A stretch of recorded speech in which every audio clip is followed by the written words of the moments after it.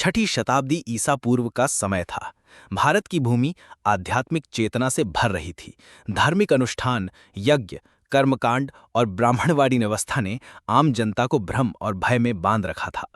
इसी काल में एक युवा राजकुमार ने अपनी आत्मा की पुकार को सुना और एक रात वैभव, सत्ता और पारिवारिक सुख को त्याग कर निकल पड़ा सत्य की खोज में। वो राजकुमार कोई और नहीं बल्कि सिद्धार्थ गौतम थे, जो आगे चलकर भगवान बुद्ध के नाम से प्रसिद्ध हुए। प्रारंभ, सत्य की खोज। सिद्धार्थ ने सब कुछ त्याग दिया था। राजमहल की विलासिता, पत्नी यशोधरा का प्रेम, बेटे राहुल की मासूम मुस्कान, सब कुछ पीछे छोड़ दिया।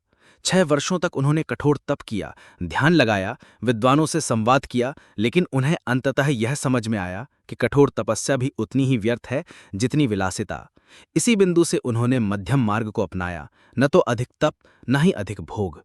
बोधगया के पीपल वृक्ष के नीचे ध्यान लगाकर उन्होंने मोक्ष प्राप्त किया और बन गए बुद्ध, जागृत पुरुष।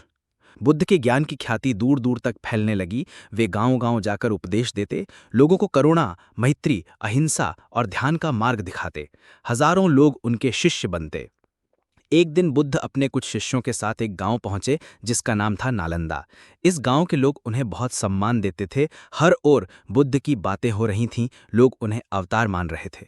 परंतु हर जगह कुछ लोग ऐसे भी होते हैं जिन्हें दूसरों की अच्छाई से जलन होती। नालंदा गांव में ही एक धनी व्यापारी रहता था, सत्यसेन। वह अहंकारी था और उसे इस बात से जलन होती थी कि लोग एक साधारण सन्यासी को इतना सम्मान क्यों देते हैं। वह सोचने लगा, मैं जो वर्षों से इस गांव में व्यापार कर रहा हूं, धर्म में दान देता हूं, मंदिर बनवाया है, फिर भी लोग मुझे नहीं पूछते। और ये बुद्ध, जिनके पास कोई आभूषण नहीं, कोई शक्ति नहीं, लोग इनके पीछे क्यों भाग रहे हैं।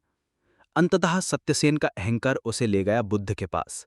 जब बुद्ध गांव के बाहर एक पीपल के वृक्ष के नीचे शांति से बैठकर प्रवचन दे रहे थे, सत्यसेन वहां पहुंचा। वह भीड़ को चीरता हुआ सामने आया और गुस्से में बोला, हे तथाकथित बुद्ध, तुम स्वयं को ज्ञानी कहते हो, ये सब ढोंग है, तुम लोगों को भ्रमित कर रहे हो। तुम्हारे जैसे साधु पहले भी आए हैं और खो गए हैं। भीड़ स्तब्ध रह गई, सब चुप हो गए। लेकिन बुद्ध, वे शांत थे। उनका चेहरा जैसे चंद्रमा की तरह चमक रहा था। सत्यसेन चिल्लाता रहा, अपशब्द कहता रहा, लेकिन बुद्ध की आंखों में कोई क्रोध नहीं, बस करुणा। जब सत्यसेन बोलते बोलते थक गया और उसका गला सूख गया, तब बुद्ध ने बड़ी ही शांत और सौम्य आवाज में कहा, भद्र पुरुष, यदि कोई व्यक्ति किसी को उपहार दे और वह दूसरा उसे न ले, तो वह उपहार किसके पास रहता है।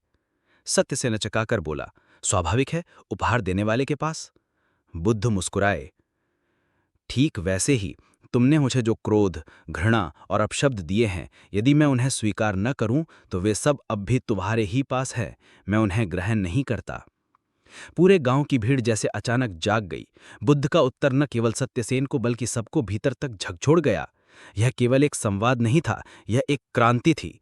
यह दिखाता था कि शांति की ताकत क्रोध से कहीं अधिक है। सत्यसेन स्तब्ध रह गया, उसके पैरों तले जमीन खिसक गई, उसके भीतर कुछ टूटने लगा। वह था उसका अहंकार। उसकी आंखों में आंसू आ गए और वह बुद्ध के चरणों में गिर पड़ा। मुझे क्षमा करें प्रभु, मैंने अज्ञानवश आपको अपशब्द कहे। आज मुझे पता चला कि सच्चा बल बाहरी नहीं, आंतरिक होता है। बुद्ध ने उसे उठाया और स्नेह से कहा, जब कोई अंधेरे में होता है तब दिए की लौ उसे मार्ग दिखा सकती है। आज तुमने आंखें खोली हैं, यही जागृति है, यही धर्म है। संदेश का प्रसार। उस दिन के बाद सत्यसेन बुद्ध का शिष्य बन गया। उसने न केवल अपना व्यवहार बदला, बल्कि गांव में स्कूल और ध्यान केंद्र बनवाए, जहां लोग ध्यान और सदाचार का अभ्यास करने लगे। बुद्ध के इस एक उत्तर ने एक गांव, एक जीवन और कई आत्माओं को बदल दिया। शिक्षाएं। पहला, मौन सबसे प्रभावशाली उत्तर हो सकता है। दूसरा, दूसरों का क्रोध तब तक असर नहीं करता जब तक हम उसे स्वीकार न करें। तीसरा, अहंकार हमेशा अंधकार में ले जाता है और विनम्रता प्रकाश में।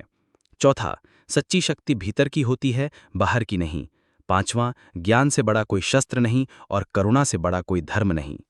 उपसंहार। गौतम बुद्ध का जीवन स्वयं एक प्रेरणा है। उन्होंने न केवल अपने युग को बदला, बल्कि आने वाले हजारों वर्षों तक मनुष्य की चेतना को छुआ। उनका हर वचन, हर मौन, हर करुणा आज भी उतना ही प्रभावशाली है जितना तब था। उनकी यह कहानी हमें सिखाती है कि जीवन में कई बार परिस्थितियां हमें उकसाएंगी, लोग गुस्सा दिलाएंगे, हमें नीचा दिखाएंगे, लेकिन अगर हम बुद्ध की तरह मौन रहकर शांति से उत्तर देना सीख लें तो न केवल हम स्वयं को ऊंचा उठा सकते हैं बल्कि दूसरों के जीवन को भी बदल सकते हैं। हेलो दोस्तों, कहानी पसंद आई है तो लाइक करें, शेयर करें और अगली वीडियो देखने के लिए चैनल को सब्सक्राइब करें। कमेंट में राय देना ना भूलें। धन्यवाद।